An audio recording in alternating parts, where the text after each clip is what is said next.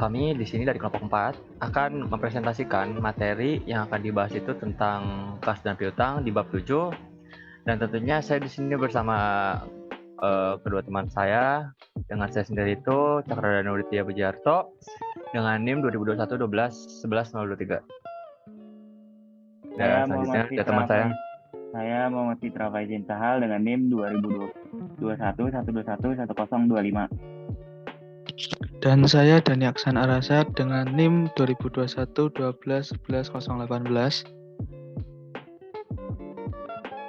Oke, kita akan langsung masuk ke pembahasannya.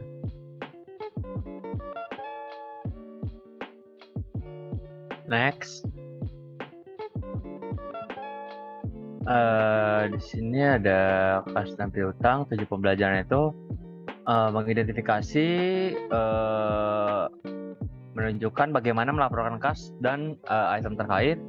Kita menentukan piutang dan mengidentifikasi jenis piutangnya, terus menjelaskan isu-isu akuntansi yang berkaitan dengan pengakuan piutang.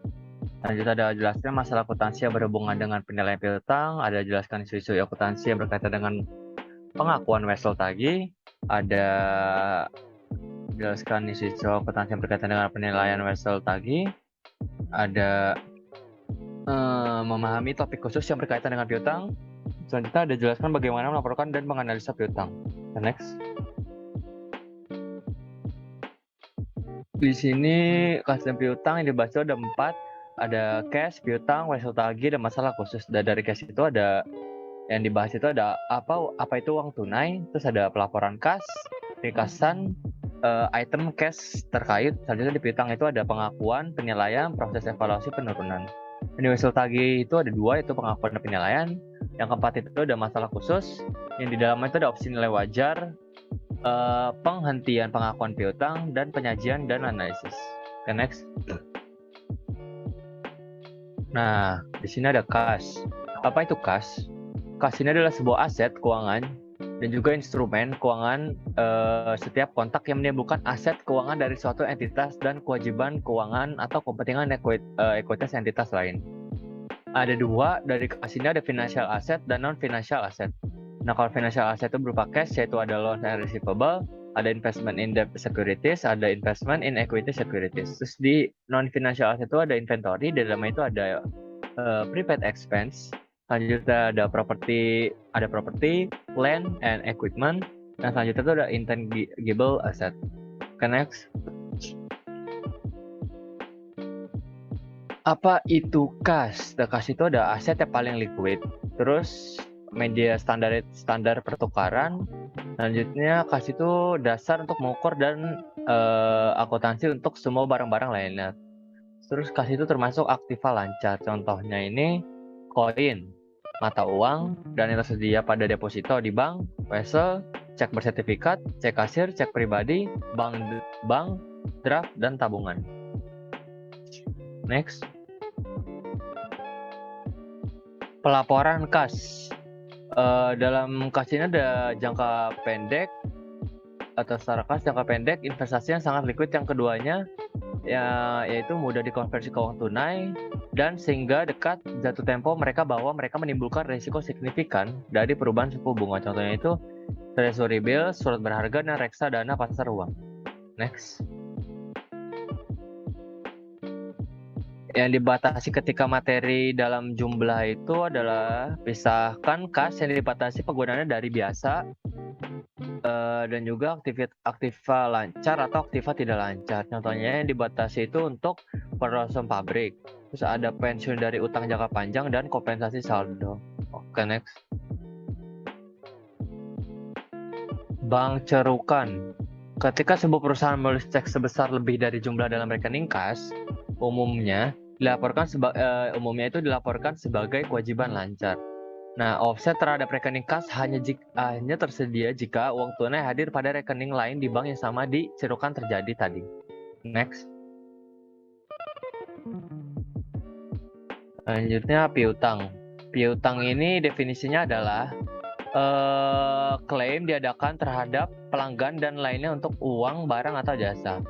Lanjutnya piutang itu ada janji-janji lisan dari pembeli untuk membayar barang dan jasa yang dijual. Terus ada juga dari piutang itu wesel tagih, yaitu janji tertulis untuk membayar sejumlah uang pada tanggal tertentu. Oke, next.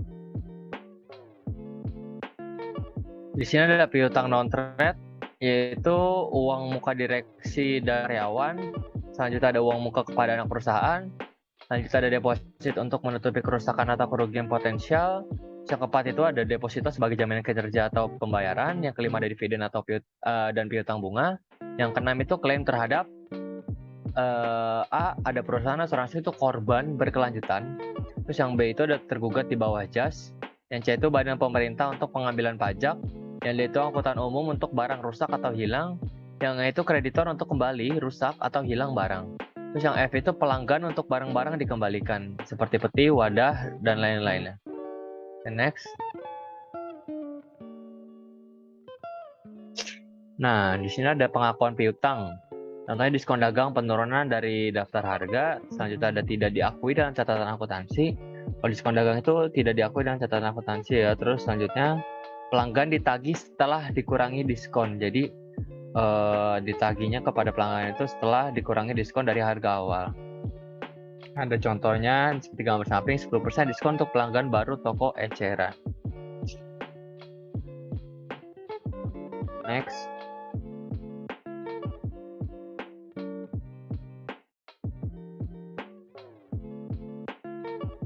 Selanjutnya ada diskon cash, penjualan diskon, yaitu bujukan untuk pembayaran prom.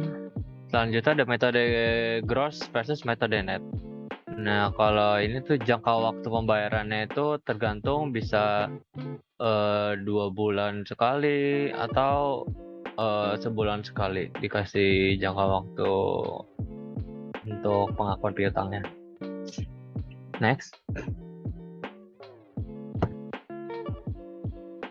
Nah, di sini ada contoh tentang piutang. Jadi pada tanggal 3 Juni, perusahaan Boton ini menjual barang dagangan ke perusahaan Arquette dengan harga itu 2.000. Dengan jangka waktunya itu 2/10 dan N/60. For shipping point, pada tanggal 12 Juni, perusahaan menerima cek saldo tagihan dari perusahaan Arquette ini. Terus di sini tuh disuruh buatlah ayat jurnal pada buku perusahaan Bolton untuk mencatat penjualan dengan asumsi Bolton ini mencatat penjualan dengan menggunakan metode gross. Jadi menggunakan metode gross profit. Nah, jadi pada Juni tanggal 3 itu piutang sebesar 2.000 di debit dan penjualan sebesar 2.000 di kredit. Selanjutnya di Juni 12 kas sebesar 1.960 dan diskon penjualan itu 2.000 dikali 2%. 2% tadi dapat dari 2/10. Nah, habis itu piutangnya di kredit sebesar 2.000. Next.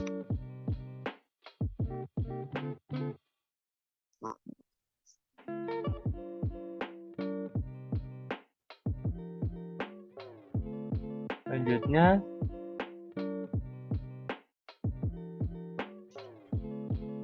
di sini yang berbeda ini,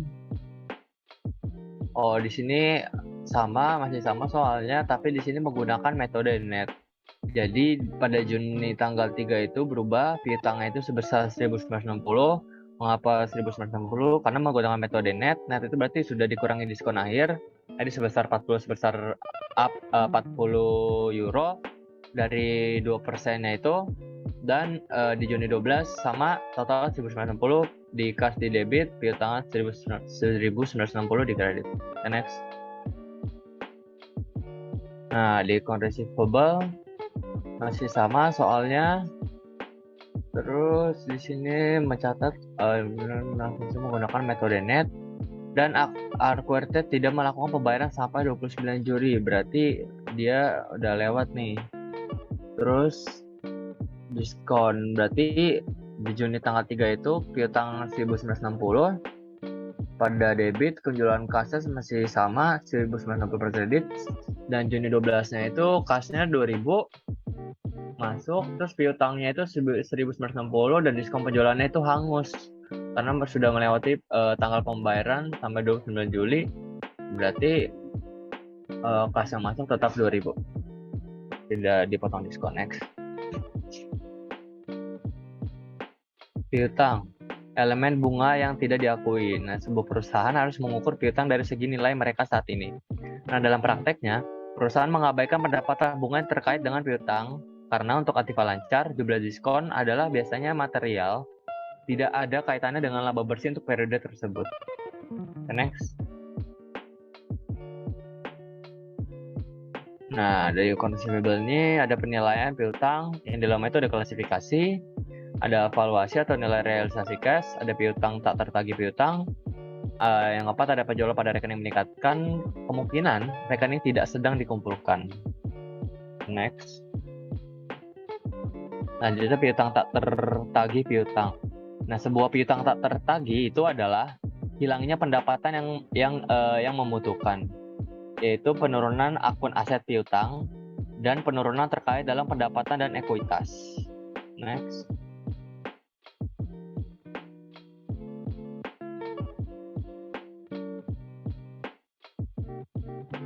Nah, di sini ada penilaian piutang, metode akuntansi piutang tak tertagih itu ada dua, ada direct write off dan metode penyisihan. Secara teoritis di dalam direct write off itu tidak diinginkan.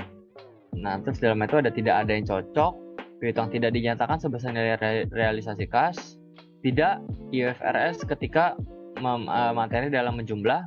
Nah, kalau di metode penyisihan itu kerugian perkiraan itu dinilai dari persentase penjualan, terus ada persentase piutang, dan IFRS membutuhkan ketika materi dalam jumlah.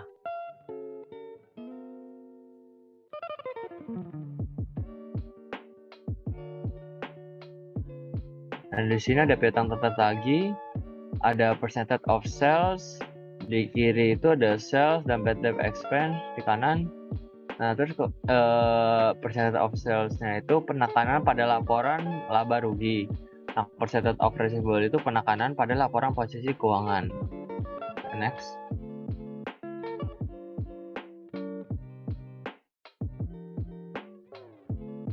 Persentase pendekatan penjualan. Persentase didasarkan pada pengalaman masa lalu dan mengantisipasi kebijakan kredit. Terus itu mencapai pencocokan tepat biaya dengan pendapatan. Terus yang ketiga itu ada saldo yang ada di rekening penyisian tidak dianggap.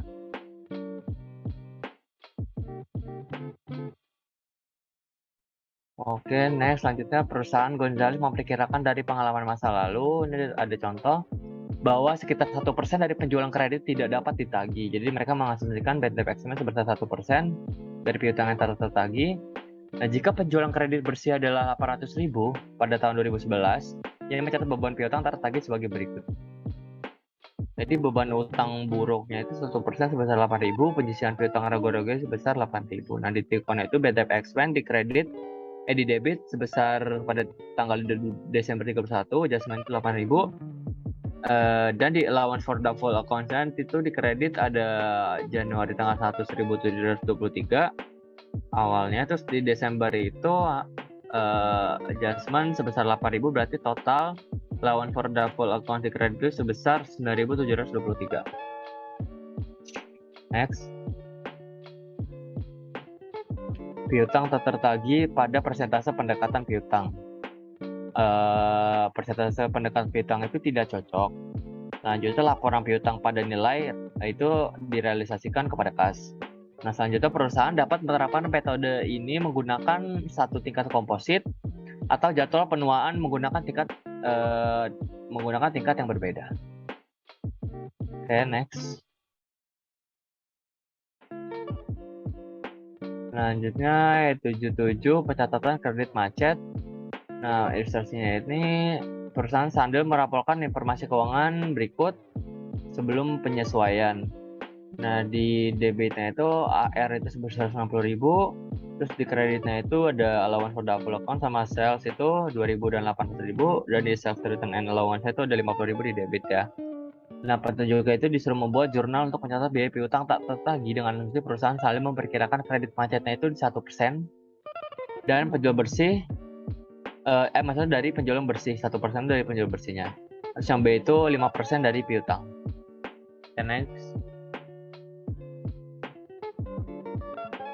Nah, di sini yang A 1% dari penjual bersih. Penjual bersih kan tadi sebesar 800.000 dikurang 50.000 dikali 1%. Nah, totalnya itu didapat 7.500. Berarti biaya piutang tak tertagih sebesar 7.500 dan penyisian piutang tertagih sebesar 7.500 di kredit. Ya, next.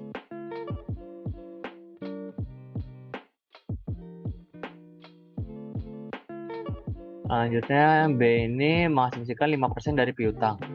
Nah, berarti caranya itu menggunakan account receivable 160.000 dikali 5% dikurang 2.000 itu didapat dari allowance for doubtful account. Totalnya itu menjadi 6.000. Berarti biaya piutang tertagih di debit 6.000 dan penyisian piutang tertagih 6.000 pada kredit. Next. Selanjutnya ini ada ilustrasi dalam pemulihan akun tak tertagih. Nah, di sini mengasumsikan bahwa Wakil Presiden Keuangan Brown Furniture memberi kuasa write-off sebesar $1.000 dari saldo terhutang oleh Randall Corporation pada tanggal 1 Maret 2012. Nah, catatan untuk mencatat write-off itu adalah biaya piutang tak tertagih itu sebesar 1.000 di debit dan piutang itu 1.000 di kredit.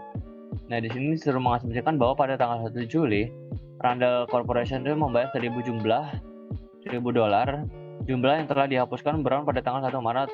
Nah, ini adalah catatannya. Piutang di debit 1.000 dan penyisian piutang tertagih di kredit 1.000. Nah, habis itu masuk ke dalam kas sebesar 1.000 dan piutangnya itu berkurang 1.000 di kredit. Next. Selanjutnya ada proses evaluasi penurunan dari piutang. Nah, perusahaan ini menilai piutang mereka untuk penurunan setiap periode pelaporan. Peristiwa kerugian yang mungkin itu adalah yang pertama itu ada masalah keuangan yang signifikan dari pelanggan. Yang kedua itu ada kegagalan pembayaran. Yang ketiga itu renegosiasi dari segi piutang karena kesulitan keuangan pelanggan.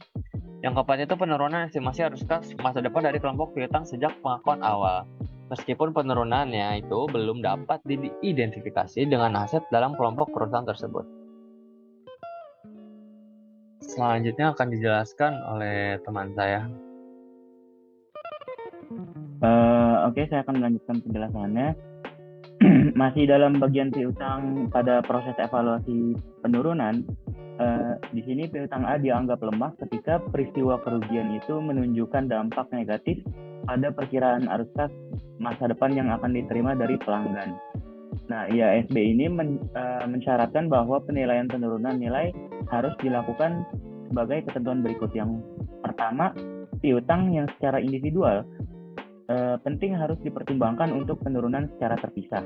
Kemudian yang kedua, setiap piutang itu dinilai secara individual yang tidak dianggap terganggu. Harus dimasukkan dengan sekelompok aset dengan karakteristik resiko kredit yang serupa dan menilai penurunan nilai secara kolektif. Kemudian yang terakhir, setiap piutang itu tidak dinilai secara individual dan harus secara kolektif dinilai untuk penurunan nilai. Next. Selanjutnya di sini ada ilustrasi daripada piutang itu sendiri, di mana perusahaan Hector memiliki piutang berikut yang diklasifikasikan menjadi signifikan secara individual dan piutang lain.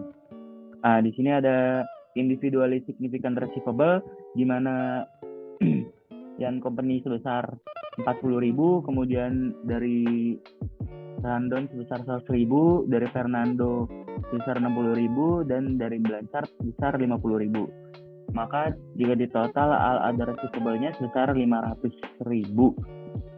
Karena dari Blanchard itu juga ada sebesar 250.000. Maka di total seluruhnya sebesar $750.000. Nah, Hector ini menentukan kalau piutang Ian itu terganggu dengan $15.000 dan piutang Blanchard itu benar-benar terganggu. Kemudian Randon dan piutang Fernando keduanya tidak dianggap terganggu. Akhirnya Hector juga menentukan bahwa tingkat gabungan dari 2% yang tepat untuk mengukur penurunan pada semua piutang-piutang lain. Lanjut.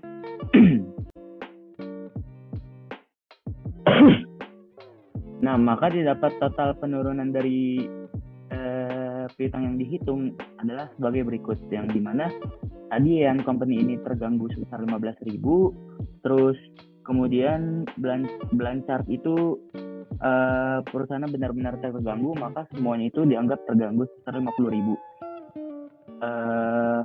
Kemudian collectivity asset receivable-nya yang tadi sebesar 500.000 dengan tambahan Randon 100.000 dan Fernando 600.000, maka total collectivity asset receivable-nya itu sebesar 660.000.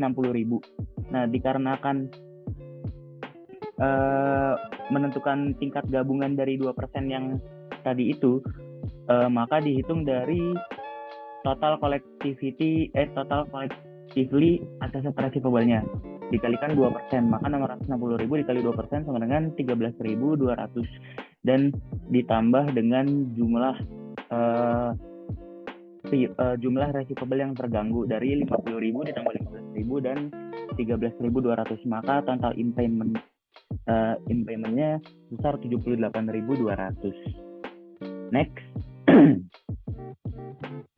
Selanjutnya kita masuk ke bagian WSL tagih, yang dimana ini itu didukung oleh surat pinjaman resmi dari sebuah instrumen yang dapat dicairkan, kemudian tanda-tanda pembuat di surat penerima pembayaran, dan zero interest bearing atau bunga termasuk dalam face amount.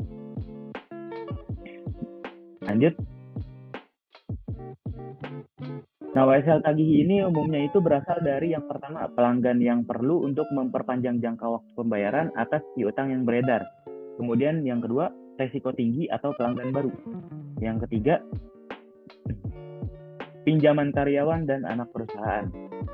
Yang keempat, penjualan properti, pabrik, dan peralatan. Dan yang kelima, transaksi peminjaman, yaitu sebagian besar catatan. Lanjut.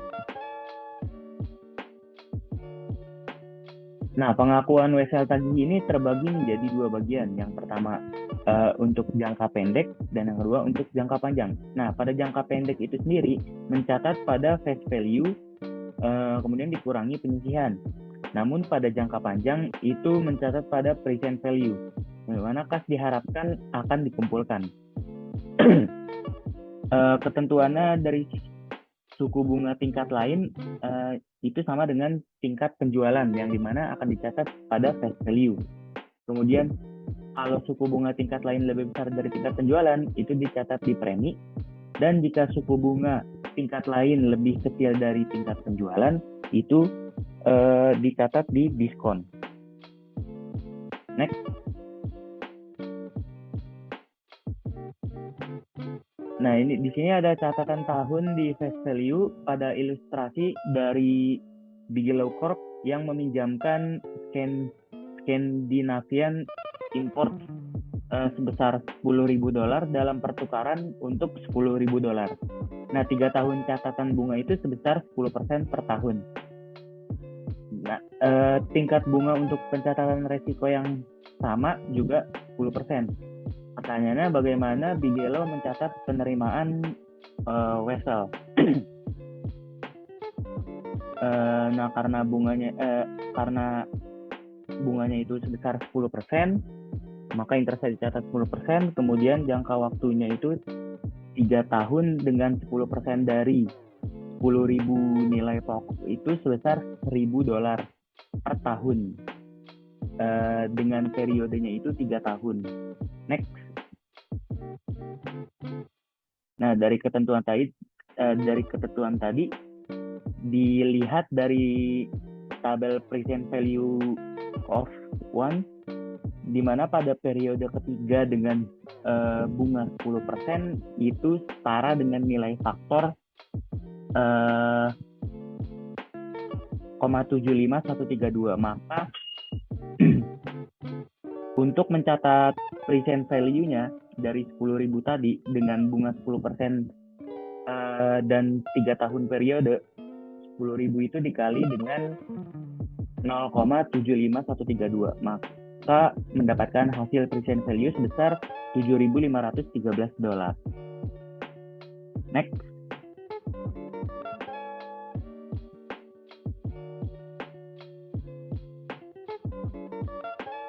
Nah,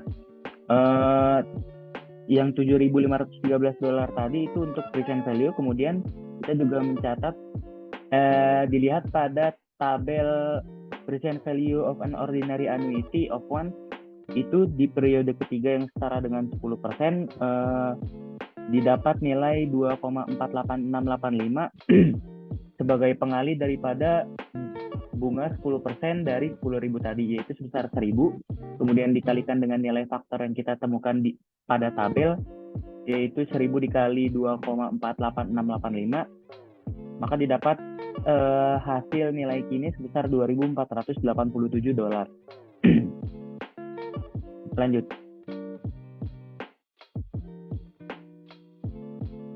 Masih pada catatan tahun di face value, maka didapat kesimpulan dari ilustrasi barusan yang dimana nilai bunga saat ini itu menjadi $2.487 dan nilai pokoknya itu sebesar $7.513. Maka jika di total catatan nilai pasar saat ini tetap menjadi $10.000.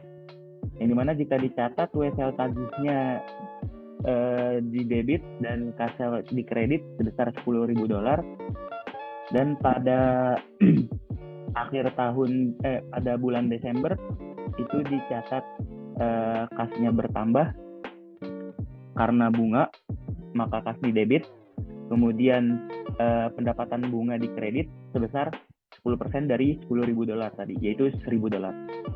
Next. Selanjutnya kita masuk ke zero interest bearing notes. Di sini ada ilustrasi perusahaan Yeremia yang menerima 3 tahun sebesar $10.000 zero interest bearing note. Nah, tingkat bunga pasar untuk catatan risiko yang sama itu bunganya sebesar 9%. Nah, pertanyaannya bagaimana Yeremia ini mencatat penerimaan WSL-nya? Nah, di sini kita dapat kesimpulan dari soal tersebut di mana bunganya itu 9%, kemudian biaya pokoknya itu sama sebesar $10.000, dan periodenya itu selama 3 tahun. Next. Nah, berdasarkan tabel present value of one itu dengan periode 3 tahun, pada periode 3 tahun atau di periode 3 dengan bunga 9%, itu didapat nilai faktor sebesar 0,77218. Maka dikalikan dengan nilai pokoknya itu sebesar $10.000, kita mendapat hasil nilai saat ini yaitu $7.721,80. Lanjut.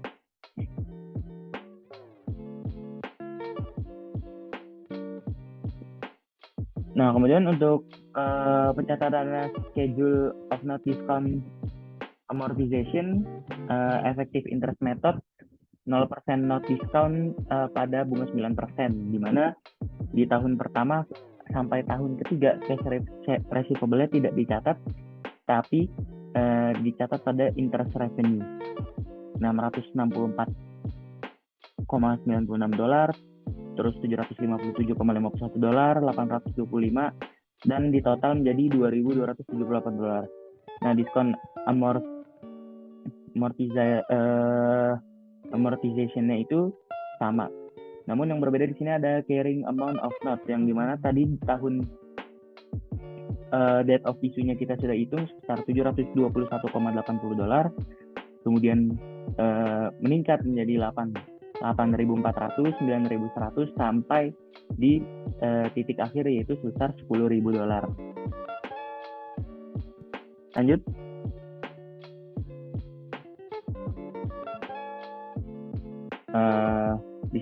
Lalu ada pencatatan untuk zero interest bearing note yang tadi.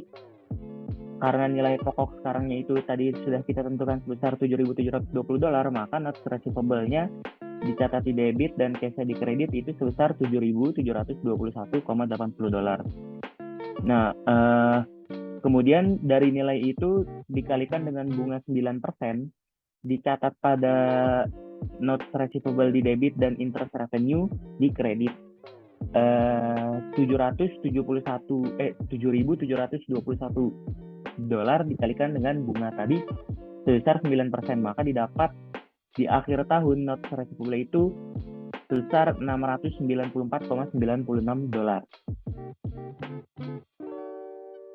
Next.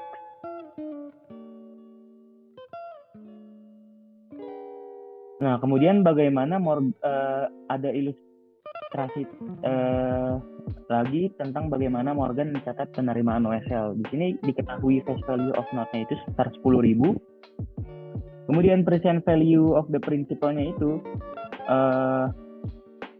dikarenakan periode 3 tahun dan bunga sebesar 12%, maka nilai faktornya didapat 0,71178 dikalikan dengan face value of the note itu sebesar 10.000, maka didapat nilai saat ininya itu 7.118.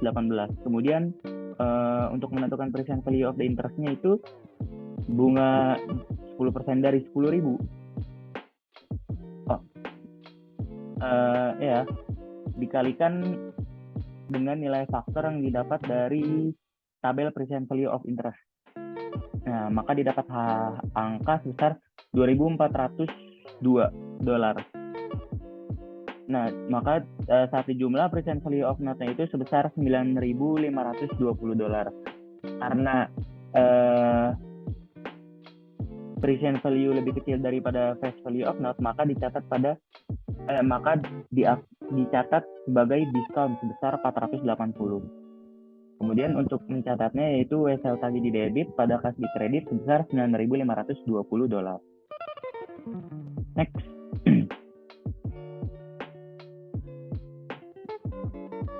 Di sini kita lihat dari schedule of note discount amortization effective interest method 10% note discount pada 12% bunga. Nah, untuk di tahun pertama bunganya itu 1.000, kemudian cash receipt-nya itu 1.000, kemudian interest rate-nya itu naik 1.142. Nah, selisih dari itu kita catat sebagai discount amortization sebesar $142. Nah, ditambahkan dari carrying amount of note itu yang awalnya pada date of issue 9.520 tambahkan 142. Maka di akhir tahun pertama carrying amount of note-nya naik 9.602. Nah, kemudian berlaku juga pada tahun kedua dan ketiga, di mana cash receivable sama-sama 1.000. Kemudian selisih antara interest revenue dan cash received itu dikurang dan dicatat diskon amortized dan dijumlahkan pada carrying amount of note. Dan didapat di akhir tahun ketiga carrying amount of note-nya itu kembali menjadi $10.000. Next. Nah, untuk menjurnal interest bearing of note-nya tadi di beginning year tahun pertama note receivable dicatat di debit dan cash dicatat pada kredit itu sebesar 9.520, yaitu carrying amount of note dari date of issue-nya. Kemudian pada akhir tahun karena didapatkannya bunga, maka cash-nya dicatat di debit. Kemudian diskon tadi itu dicatat sebagai note receivable yang dimana jumlahnya itu 142. Kemudian di kreditnya itu ada interest revenue sebesar 1.142. Nah, 100 next.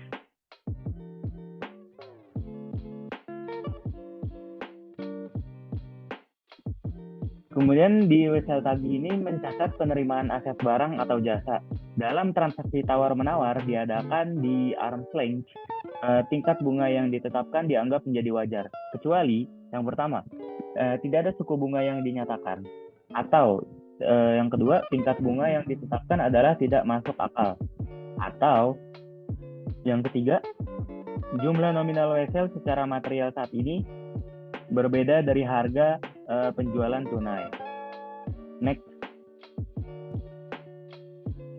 Nah, di sini ada ilustrasi dari Oasis Development & Co. itu menjual sebidang ruangan ke Rusty Pelisian sebagai restoran. Nah, Oasis ini diterima dalam pertukaran catatan 5 tahun dengan nilai jatuh tempo itu sebesar 35.247 dan tidak ada suku bunga ditetapkan. Nah, kemudian tanah Oasis ini awalnya itu harganya sebesar 14.000. Namun pada tanggal penjualan tanah memiliki nilai pasar wajar sebesar 20.000. Nah, Oasis ini menggunakan nilai pasar wajar pada saat penjualan tanah itu, yaitu sebesar 20.000 sebagai nilai sekarang dari catatan.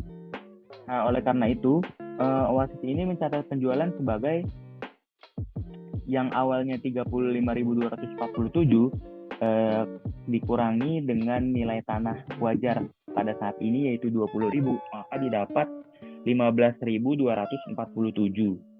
Nah, dia mencatat WSL tagihnya di debit sebesar 20.000 dan tanah di kreditnya sebesar 14.000 ditambah keuntungan dari penjualan tanah selisih dari 20.000 dan 14.000 tadi, yaitu laba penjualan tanah sebesar 6.000 di kredit. Next.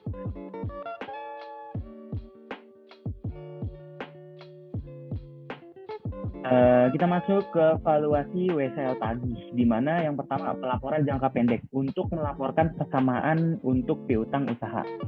Namun pelaporan jangka panjang itu tes penurunan sering dilakukan secara penilaian individu.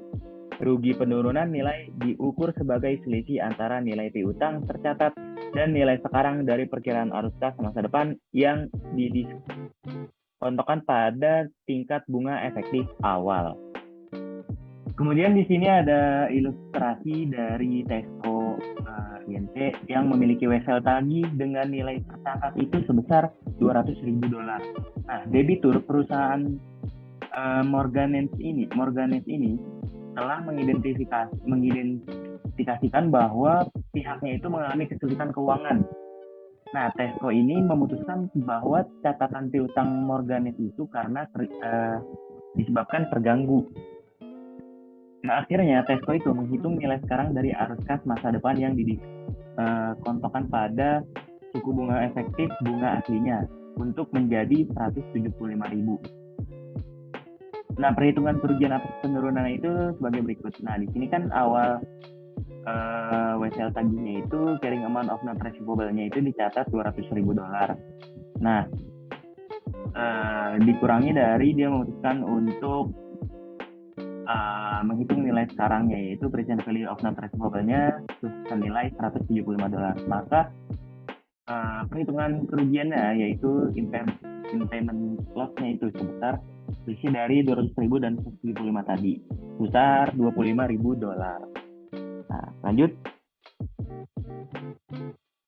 Nah, berdasarkan perhitungan kerugian atas penurunan yang tadi itu, pencatatan untuk mencatat kerugian penurunan nilai adalah, nah di sini biaya piutang tak tertagihnya itu dicatat di debit, kemudian penyisihan piutang tak tertagih itu dicatat di kredit sebesar impairment loss-nya, yaitu $25.000. Lanjut. Selanjutnya di sini kita masuk ke nilai wajar, di mana perusahaan itu memiliki pemilihan untuk mencatat nilai wajar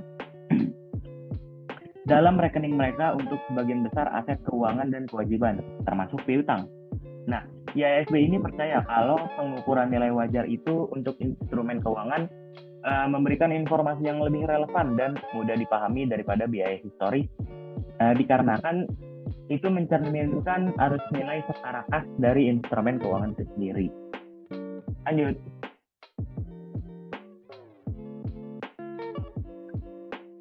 Nah, untuk masalah khusus terkait untuk piutang, yang dimana pengukuran nilai wajar ini, diantaranya piutang disajikan sebesar nilai wajarnya. Kemudian keuntungan yang belum direalisasi atau kerugian yang dilaporkan sebagai bagian dari laba bersih. Dan yang terakhir, pengukuran dari nilai wajar ini, jika perusahaan memilih opsi nilai wajar untuk piutang, dia harus terus menggunakan pengukuran nilai wajar untuk piutang yang sampai perusahaan tidak lagi memiliki piutang ini. Nah, masih ada lagi, next. Piutang dicatat sebesar nilai wajar pada laporan posisi keuangan. Kemudian, keuntungan yang belum direalisasi atau kerugian yang dilaporkan itu sebagai pendapatan lain dan beban pada laporan laba rugi. Nah, jika perusahaan memilih opsi nilai wajar, harus terus menggunakan pengukuran nilai wajar untuk piutang tersebut. Jika perusahaan tidak memilih opsi nilai wajar pada tanggal pengakuan, mungkin tidak menggunakan opsi ini pada piutang tertentu dalam periode berikutnya. Next. Nah, contohnya di sini ada ilustrasi recording fair of value option. Di sini kita mengasumsikan kalau perusahaan Escobar ini memiliki website tagih yang nilai wajarnya itu senilai dengan $810.000 dan nilai tercatatnya itu hanya sebesar $620.000. Nah, si perusahaan Escobar ini memutuskan di tanggal 31 Desember 2011 itu dia akan menggunakan opsi nilai wajar piutang tersebut, yaitu sebesar $810.000. Nah, ini merupakan penaksiran pertama dari piutang yang baru saja diakuisisi. Namun tanggal 31 Desember 2011, Escobar juga membuat jurnal penyesuaian untuk mencatat kenaikan nilai wholesale tadi dan untuk mencatat keuntungan yang belum direalisasi sebagai berikut. Karena nilai wholesale tadi selisih antara nilai wholesale tadi yang memiliki nilai wajarnya itu 810.000 dan yang tercatat hanya 620.000. Maka selisihnya itu sebesar 190.000. Dicatat wholesale tadi di debit dan laba atau rugi ditahan itu pada kredit, yaitu sebesar 190.000. Selanjutnya akan dijelaskan kepada saudara Dani Aksan. Selanjutnya akan saya jelaskan tentang masalah khusus terkait untuk piutang. Di sini ada penghentian pengakuan piutang yang dimana perusahaan dapat mengalihkan atau misalkan menjual piutang kepada perusahaan lain untuk uang tunai. Alasannya yaitu yang pertama kompetisi, yang kedua menjual piutang karena kekurangan uang, yang ketiga penagihan atau pengumpulan yang memakan waktu dan mahal. Yang selanjutnya yaitu transfer yang dilakukan dari perusahaan tentang penghentian pengakuan piutang dengan satu, pinjaman yang dijaminkan, yang kedua penjualan piutang. Selanjutnya di sini ada pinjaman yang dijamin menggunakan piutang sebagai jaminan dalam transaksi pinjaman. Di sini ada ilustrasi yang dimana 1 Maret 2011 Howard Mills INC menyediakan atau memberikan $700.000 dari piutang usaha ke Bank Citizens sebagai jaminan atas catatan $500.000. Howard Mills terus menagih piutang. Debitur tidak diberitahu tentang penetapannya. Bank Citizens menilai biaya keuangan 1% dari piutang dan bunga pada catatan 12%. Howard Mills membuat pembayaran bulanan ke bank untuk semua uang yang dilakukan pada piutang. Nah, di sini pada latihan pinjaman terjamin pada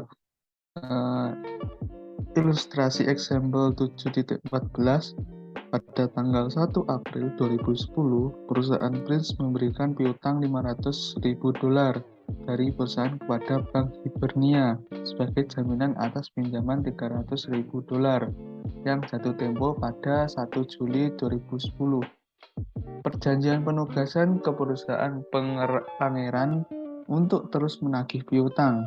Bank Hibernia menilai biaya keuangan 2% dari piutang dan bunga pinjaman adalah 10% atau tingkat realistis bunga untuk catatan jenis. Instruksinya yang A, 1 April 2010, siapkan jurnal untuk perusahaan Prince. Yang B, buatlah jurnal untuk pengumpulan Prince $350.000 dari piutang selama periode dari 1 April 2010 sampai dengan 30 Juni 2010. Yang C, pada tanggal 1 Juli 2010, Prince dibayar Hibernia semua yang telah jatuh tempo dari pinjaman itu yang dijaminkan pada tanggal 1 April 2010. Siapkan pencatatan untuk mencatat pembayaran ini. Nah, yang dimana pada jawaban yang ini yang A yaitu cash di debit 2090 ribu dolar dan finance charge di debit senilai 10.000 dolar dan notes payable di kredit senilai 300.000 dolar, yang dimana 500.000 dolar dikali 22% hasilnya 10.000 dolar. Yang B yaitu cash di debit senilai 350 dolar kepada akun receivable di kredit 350 dolar. Yang C, notes payable di debit senilai 300 dolar dan interest expense di debit senilai 7.500 dolar dan cash di kredit senilai 307.500 dolar, yang dimana 10% dikali 300.000 dolar, habis itu dikali 3/12. Kenapa dikali 3/12? Karena di sini pada pencatatan bulan April ya guys, belum akhir bulan April, jadi baru akhir bulan Maret. Oke, selanjutnya yaitu penjualan piutang, yang dimana faktor-faktor perusahaan keuangan atau bank yang memiliki piutang dari perusahaan untuk biaya, yang dimana pada gambar tersebut yaitu faktor atau approved credit. Ya, lanjut dah. Habis itu penjualan tanpa jaminan, yang dimana ada 4 macam, yang dimana pertama yaitu pembeli mengasumsikan risiko koleksi. Yang kedua, transfer adalah penjualan langsung dari piutang. Yang ketiga, catatan penjualan rugi penjualan. Yang keempat, penjualan menggunakan piutang dari faktor atau piutang laporan untuk menutupi diskon, retur, dan tunjangan. Selanjutnya ada contoh dari penjualan piutang, yang dimana Crash Textile INC yaitu faktor 500.000 euro dari piutang dengan komersial faktor INC pada non jaminan atau tanpa penolong dasar, yang dimana faktor-faktor komersialnya menilai biaya keuangan 3% dari jumlah piutang dan mempertahankan jumlah yang sama dengan 5% dari piutang, atau untuk penyesuaian kemungkinan. Crash Textile dan komersial faktor membuat jurnal berikut untuk piutang tanpa jaminan. Di sini ada Crash Textile membuat jurnal yang dimana cash di debit senilai 400.000 dolar dan due from faktornya 25.000 di debit dan loss on sales of receivable-nya 15.000 di debit. Habis itu account notes receivable-nya di kredit semua dijumlah 400 ditambah berarti itu account receivable-nya 500.000 dolar dari 15% dikali 500.000 dolar. Lanjut konversial faktor INC, yang dimana account notes receivable-nya 500.000 dolar dan tekstilnya di kredit 25.000 dolar dan financing receivable-nya 15.000 dolar dan cash-nya 460.000 dolar. Lanjut yaitu tentang penjualan dengan jaminan, yang dimana ada 2 macam poin. Yang poin pertama yaitu penjualan menjamin pembayaran kepada pembeli. Yang kedua, transfer dianggap sebagai pinjaman, kadang disebut sebagai penjualan gagal. Asumsikan Puncak Tekstil menjual piutang atas dasar dengan jaminan, yang dimana pada ini jurnal Crash Textile cash senilai 460.000 dolar, due from faktornya 25.000, financing charge-nya 15.000, dan liability to commercial faktornya 500.000 dolar. Dan selanjutnya komersial faktornya account receivable 500.000 euro dan due the trade tax-nya 25.000, financing revenue-nya 15.000 euro dan cash-nya Jadi 500 dikurangi 25 kurangi 15 hasilnya 460.000 euro. Lanjut, ada ringkasan transfer yang dimana transfer pada struktur ini yaitu transfer of receivable kepada subsidiary risk and reward dan transfer. Ada dua cabang yaitu no atau yes, yang dimana pada no itu record as a secured mirroring. Ada 3 poin. Yang pertama, do not recognize asset. Yang kedua, recon liability. Yang ketiga, recon interest expense. Dan pada poin yang kedua yaitu yes, ada record as asset. Ada 3 poin yaitu direction asset, yang kedua recognize asset, collection and liabilities insurance, yang ketiga record cash or loss. Lanjut, ada penyajian dan analisis ya, yang dimana ada aturan umum dalam mengklasifikasikan piutang. Ada 7 macam poin, yang dimana poin pertama, pisahkan dan melaporkan jumlah tercatat berbagai kategori piutang. Yang kedua, tunjukkan piutang diklasifikasikan lancar dan tidak lancar dalam laporan posisi keuangan. Yang ketiga, tepat mengimbangi rekening penilaian untuk piutang yang terganggu, termasuk diskusi tentang gangguan individu dan kolektif ditentukan. Yang keempat, mengungkapkan nilai wajar piutang sedemikian rupa yang memungkinkan kita untuk membandingkannya dengan nilai tercatat. Yang kelima, mengungkapkan informasi untuk menilai risiko kredit pada piutang dengan memberikan informasi mengenai tentang laporan keuangan. Yang keenam, mengungkapkan setiap piutang dijaminkan. Yang ketujuh, mengungkapkan semua konsentrasi resiko kredit yang signifikan yang timbul pada piutang. Lanjut, ada analisis piutang, yang dimana ada rumus net sales per average trade receivable atau net sama dengan account receivable turnover, yang dimana ada contoh bagaikan misalnya net sales-nya 17.053.000 euro, terus netnya 1.650 euro ditambah 1.455 euro per 2. Habis itu jawabannya berarti 11 hari or everyday 33,22 hari.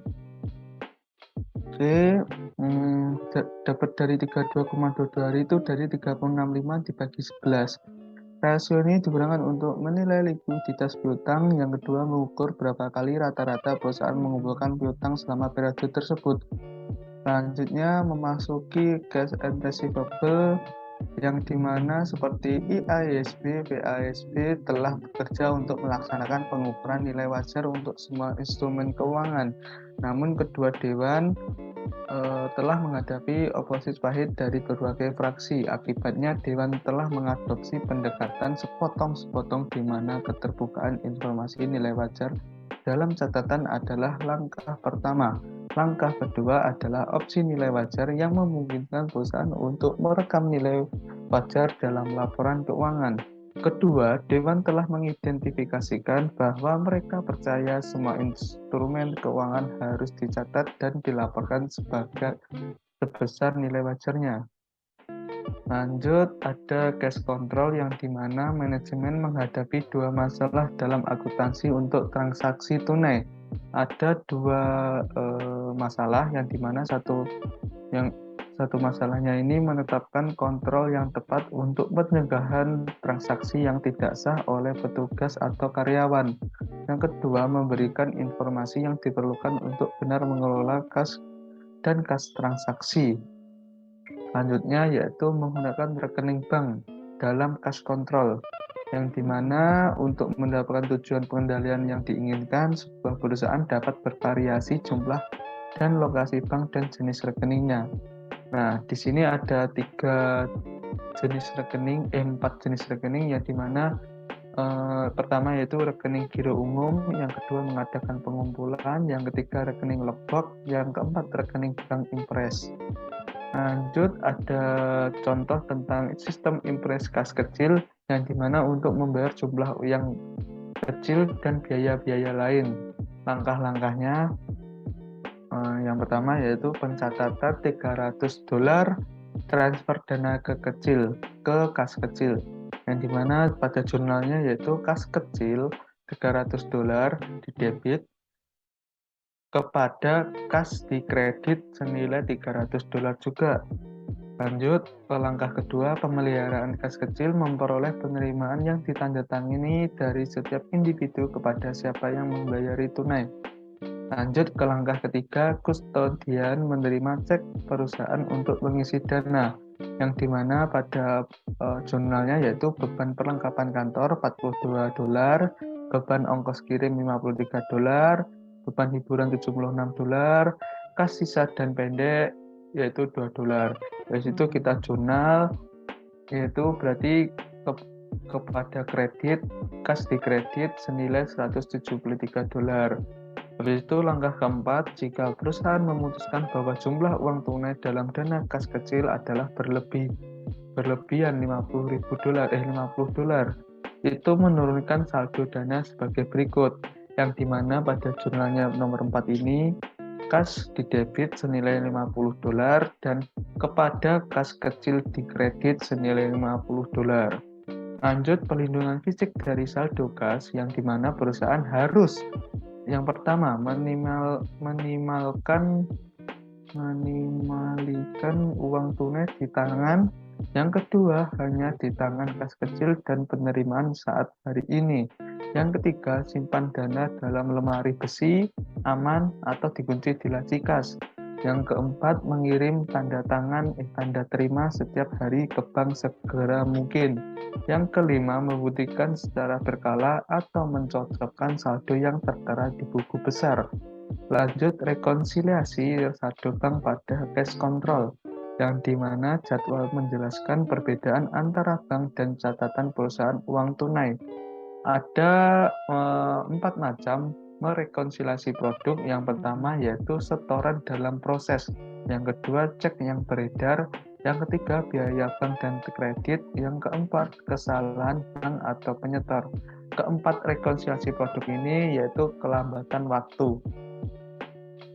Lanjut, ada sebuah jurnal rekonsiliasi saldo bank pada kas kontrol dalam kas kontrol, yang dimana balance per bank statement atau end of period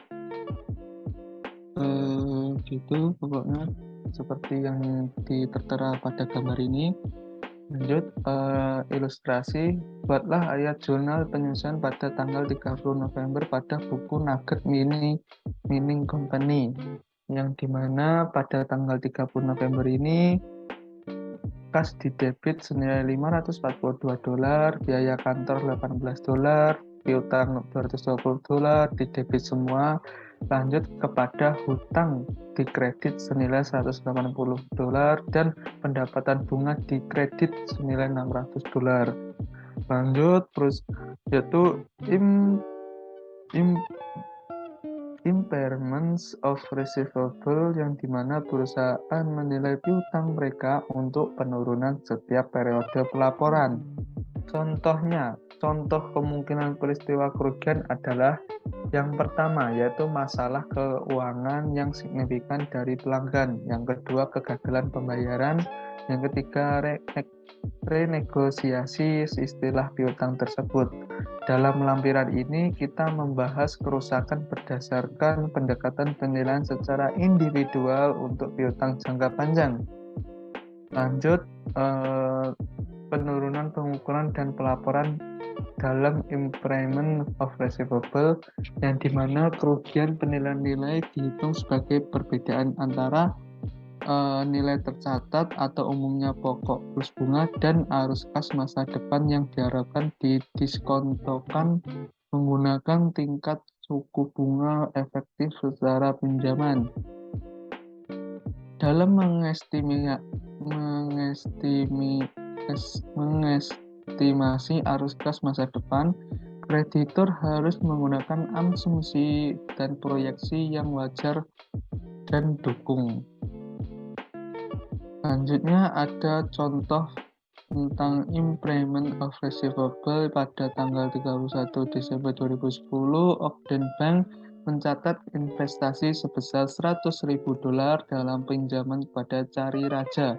Pinjaman ini memiliki suku bunga efektif sejarah dari 10%. Kepala sekolah adalah karena secara penuh pada saat jatuh tempo dalam 3 tahun dan bunga jatuh tempo setiap tahunnya. Petugas kredit melakukan penelanan atas pinjaman yang diharapkan arus kas masa depan dan memanfaatkan metode present value untuk mengukur kerugian penurunan nilai yang diperlukan. Di sini ada jurnal yang dimana Desember 31 tahun 2011 pada kontraktual cash flow $10.000, expend cash flow-nya $55.000, loss of cash flow-nya $5.000 juga. Dan pada tanggal 31 Desember tahun 2012, kontraktual cash flow-nya juga $10.000, expend cash flow-nya $5.000, loss of cash flow-nya $5.000. Dan pada 31 Desember 2013, kontraktual cash flow-nya $110.000, expend cash flow-nya $150, dan loss of cash flow-nya $5.000. Habis itu ditambah semua pada Desember 2011 sampai 2013 untuk kontraktual cash flow-nya yaitu 130, expend cash flow-nya 115, loss of cash flow-nya 15.000. Lanjut ilustrasi perhitungan rugi penurunan, yang dimana record and investment, yang dimana less present value of $100.000 due in 3 years at 10%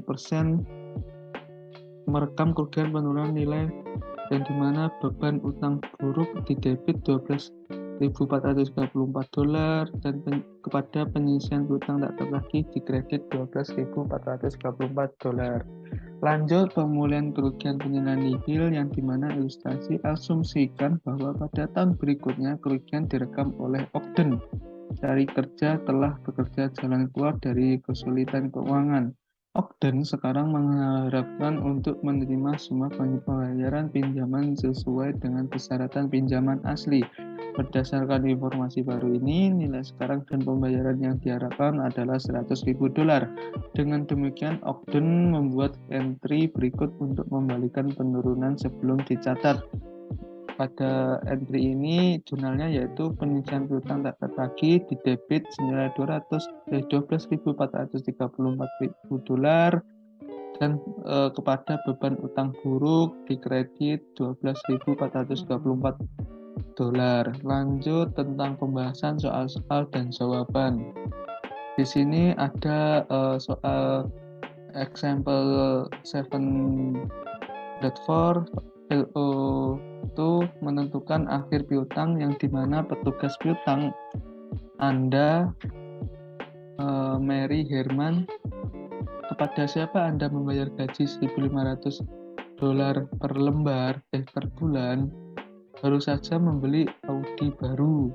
Anda memutuskan untuk menguji keakuratan saldo piutang usaha sebesar $117.000 seperti yang ditunjukkan dalam buku besar. Informasi berikut tersedia untuk tahun pertama Anda dalam bisnis. Yang pertama yaitu koleksi dari pelanggan $198.000, yang kedua barang dagangan yang dibeli $320.000, yang ketiga persediaan akhir barang dagangan $70.000, yang keempat barang ditandai untuk dijual dengan harga 40% di atas biaya. Instruksinya yaitu hitung perkiraan saldo akhir piutang dari pelanggan yang akan muncul di buku besar dan kekurangan yang terlihat. Asumsikan bahwa semua penjualan dilakukan secara kredit. Langsung jawabannya yaitu Computation of Cost of Goods Sold atau CFGS. Merchandise purchase $320.000. Habis itu less ending inventory-nya $90.000. Habis itu cost of goods sold-nya dikurang $320.000 dikurang 90 yaitu $230.000. Habis itu selling price-nya 1,4. 1,4 itu cost of goods sold 1,4 dikali $230.000 ya, di situ senilai $322.000. Habis itu sell on account-nya $322.000 less collection-nya 198, itu ongkos table balance-nya dikurangi 322 dikurangi 198 senilai 124.000. Itu balance per ledger-nya 82.000. Terus untuk menentukan appraised sorted yaitu 124 dikurangi 82 hasilnya $42.000 on loss for a new car. Lanjut akan diteruskan oleh Cakra.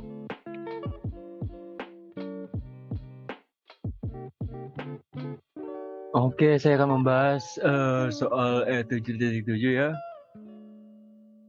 Di sini tentang mencatat piutang tak tertagih. Jadi di sini ilustrasinya itu perusahaan Duncan SE itu melaporkan informasi keuangan berikut sebelum penyesuaian. Di sini ada akunnya itu ada account receivable, ada allowance for doubtful account, dan sales revenue all on credit, dan sales return and allowance. Di debit itu ada account receivable sebesar 100.000, 219.000 itu ada di kredit, yaitu allowance dan sales. Revenue, terus di debitnya itu ada 50.000 yaitu sales return and allowance.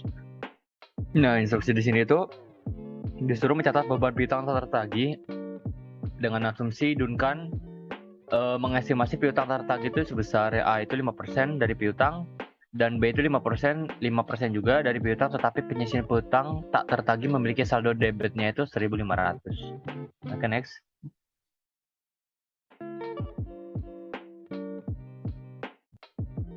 Next. Oke, nice. Terus di sini A-nya itu tadi bad debt expense itu sebesar 7.500 dan allowance for doubtful account-nya di kredit sebesar 7.500. Debat itu dari 0,01 dikali dalam buka kurung 800.000 dikurang 50.000. Nah, didapat itu sebesar 7.500. Nah, yang B itu ada bad debt expense di debit sebesar 6.000 dan allowance for doubtful account di kredit sebesar 6.000. Nah, step satunya itu dikali 0,05 dikali 160.000 sebesar 8.000 itu decide credit balance in allowance untuk di allowance account-nya. Step kedua itu 8.000 dikurang 2.000 itu required credit entry to bring allowance account to 8.000 credit balance. Oke, sudah. Lanjutnya akan dijelaskan oleh Saha.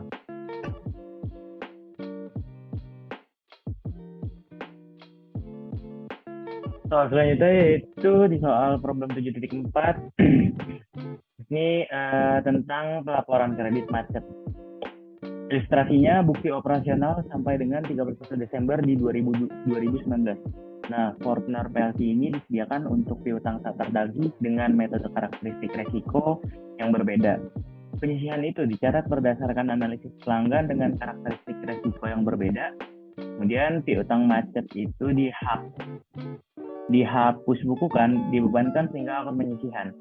Pemulihan piutang tak tertagih yang sebelumnya dihapuskan dikreditkan ke akun penyisihan dan tidak ada penyesuaian akhir tahun pada akun penyisihan yang dibuat. Nah, persyaratan kredit Fortner yang biasa adalah bersih itu 30 hari. Nah, saldo penyisihan piutang ragu-ragu itu sebesar 130.000. Nah, di tanggal 1 Januari 2019. Nah, selama tahun 2019 itu penjualan kredit mencapai 9 juta. Penyisihan piutang ragu-ragu ditetapkan menjadi 180.000. Kemudian 190.000 piutang tak tertagih itu dihapuskan dan pemulihan piutang sebelumnya dihapuskan sebesar 15.000. Sebelumnya terinstall sistem komputer pada November 2019 dan penurunan piutang disiapkan untuk pertama kalinya per 31 Desember 2019. Next. Nah, didapat ringkasan dari semua penjabaran soal tadi, di mana di classification by month of sale-nya di bulan November sampai Desember tahun 2019 itu balance in each kategorinya sebesar 1.080.000. Nah, diestimasikan uncollectible dalam bentuk persenannya sebesar 2%. Kemudian pada bulan Juli sampai Oktober, balance in each kategorinya sebesar 650.000, estimasi uncollectible-nya 10%. Januari sampai Juni 420.000, estimasi uncollectible-nya 25%. Dan prior to 1 Januari 2019 itu 150.000, maka totalnya itu 2.300.000. Berdasarkan review collectible saldo piutang dalam kategori manual sebelum 1 Januari 2019, piutang tambahannya itu sebesar 60.000, dihapuskan pada tanggal 31 Desember 2019. Nah, estimasi tak tertagihnya itu jadi 80% dan berlaku untuk sisa sebesar 90.000 dalam kategori tersebut.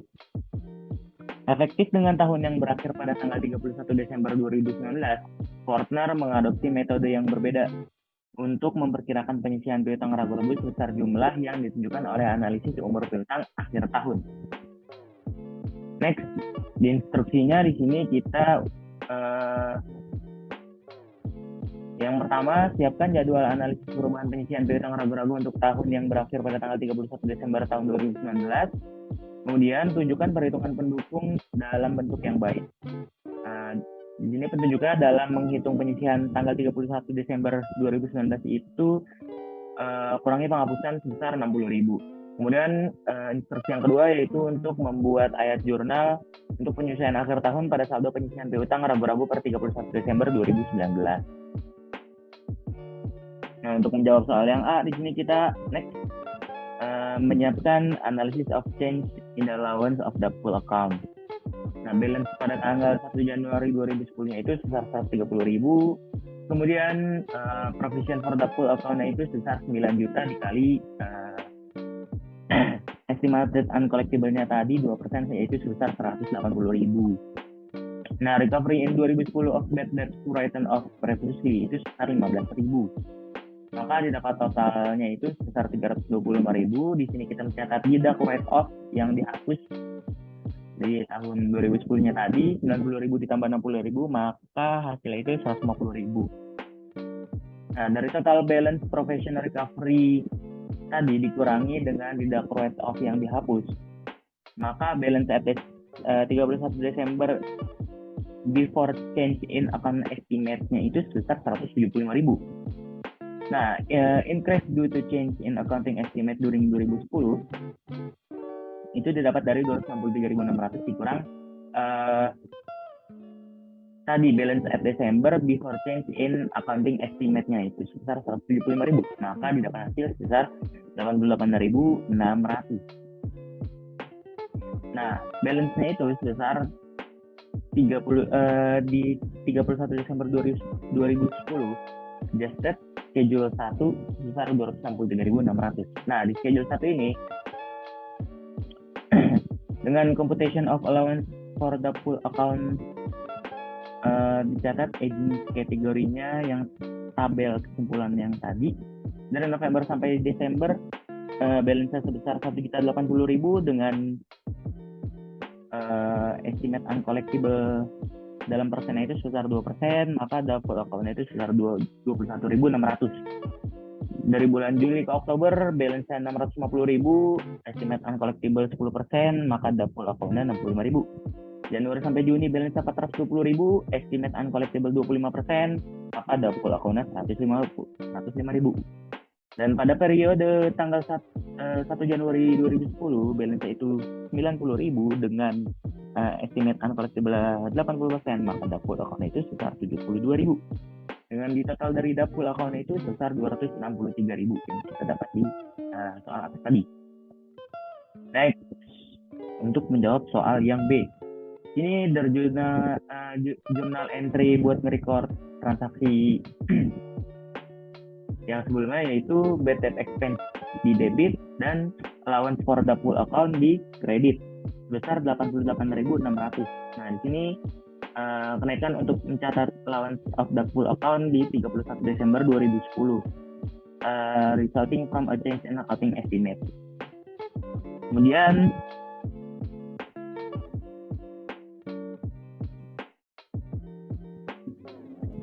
Selanjutnya pada problem 7.5 di sini tentang pelaporan piutang macet. Nah, ilustrasinya di sini ada informasi terkait dengan piutang usaha dari perusahaan tulisan AG di tahun berjalan selama 2019. Nah, yang pertama, jadwal umur piutang per 31 Desembernya itu sebagai berikut. Di sini ada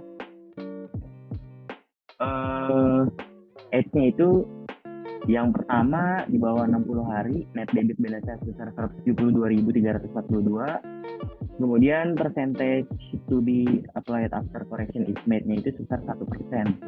Nah, bisa dilihat dari tabel, di sini ada ketentuan tambahan yaitu 3.700.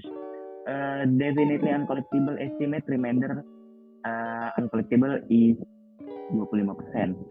Kemudian yang kedua, akun piutang usaha memiliki saldo debit sebesar 372.400 di tanggal 31 Desember 2019. Kemudian next, di ketentuan yang ketiga ada next. Nah, 2 entry dibuat dalam akun beban piutang tak tertagih selama tahun berjalan. Yang pertama, debit di tanggal 31 Desember untuk jumlah yang dikreditkan ke penyisian piutang tak tertagih. Kemudian yang kedua, kredit sebesar 3.240 pada 3 November 2019 dan pendebitan ke penyisian piutang ragu-ragu karena pilot. Kemudian ketentuan yang keempat, penyisian piutang diragukan adalah sebagai berikut untuk tahun 2019. Nah, di sini ada uncollectible account yang di write off sebesar 3.240. Kemudian ada juga beginning balance 5% dari 372.400. Kemudian di ketentuan yang kelima ada saldo kredit ada di piutang usaha di 60-90 hari sebesar 4.840 yang merupakan uang muka pada kontrak penjualan. Instruksinya di sini dengan asumsi bahwa pembukuan belum ditutup untuk tahun 2019, kita diperintahkan untuk membuat ayat jurnal koreksi yang diperlukan. Nah, maka ayat jurnal koreksi yang diperlukan yaitu next, ada bad debt expense salah satunya. Next.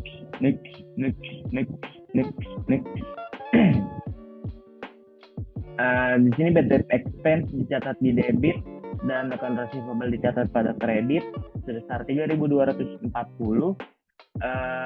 untuk membenarkan si bad debt expense ini dan write off amount receivable-nya.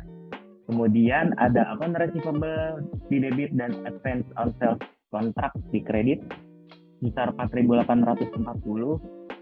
Ini untuk refleksi kredit balance-nya di account receivable.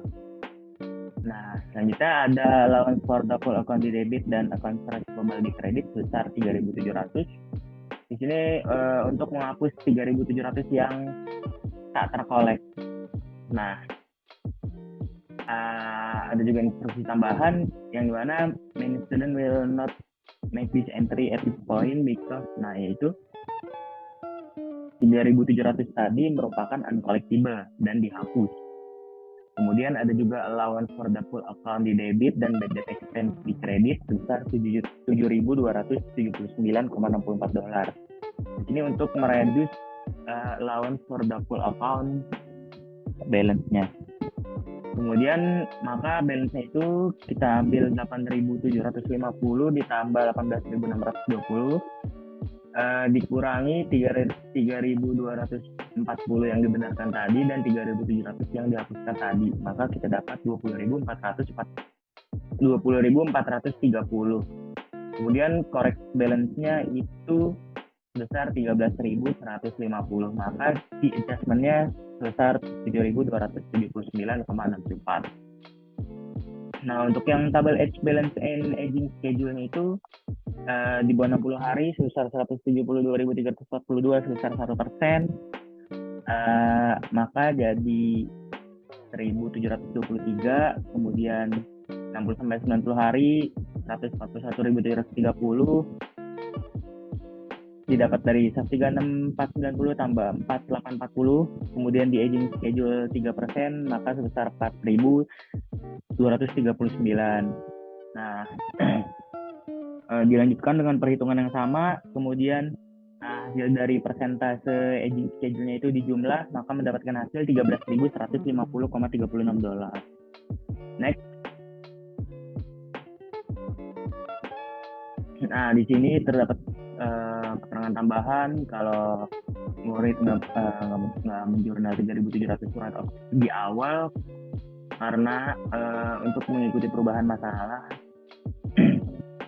Kemudian ada juga balance yang 24.130 dan dikorek balance-nya itu sebesar 16.850, maka di-adjust-nya sebesar 7.279. Sama seperti dengan cara yang sama seperti sebelumnya, untuk uncollectible balance-nya untuk under 60 hari dengan balance 172.342, aging schedule-nya 1%, maka jadi 1.723. Perbedaannya di sini di bagian totalnya itu menjadi 16.850 karena yang 3.700 surat tadi ditambah 25% dikali 19.400. Next.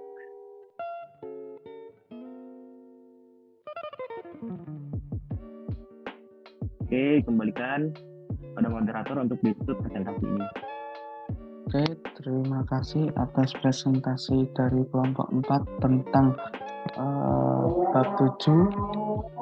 Sekian, terima kasih. Wassalamualaikum warahmatullahi wabarakatuh.